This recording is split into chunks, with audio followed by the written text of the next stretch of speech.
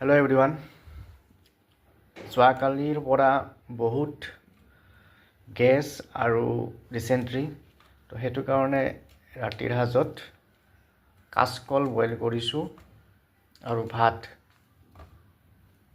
এয়াই মোৰ খাদ্য।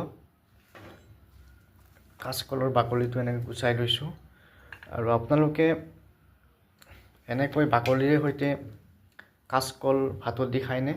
এইটো টেকনিকটো মই গম পোৱা নাছিলোঁ, কিন্তু মোৰ ফ্ৰেণ্ড এজনে আজিৰ পৰা কেইমাহমান আগত মোক এইটো দেখাইছিল আৰু তেতিয়াৰ পৰা এইটো টেকনিকটো ফ'ল' কৰিছোঁ। আৰু এনেকৈ দিলে গোটেই ভাতটো ক'লা ক'লা হৈ নাযায়।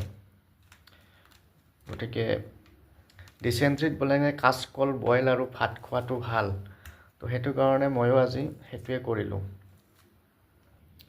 তো এনেকৈ ৰেডি কৰি লৈছোঁ কাচকল বইল, আৰু ওপৰত পিঁয়াজ কাটি দিছোঁ, জলকীয়া দি দিছোঁ, তেল নিমখ। আৰু এয়া চাউলখিনি হৈছে একদম লোকেল চাউল তাকো আমাৰ ইয়াৰে নহয়, একদম যোৰহাটৰ পৰা অহা। গতিকে আপোনালোকে যেতিয়া আপোনালোকৰ অভাৰ গেছ হয় বা ডিচেণ্ট্ৰি হয়, বাৰে বাৰে পায়খানাত যাবলগীয়া হয়, তেতিয়া আপোনালোকে কি টেকনিক ফ'ল' কৰি কমেণ্ট কৰি জনাব।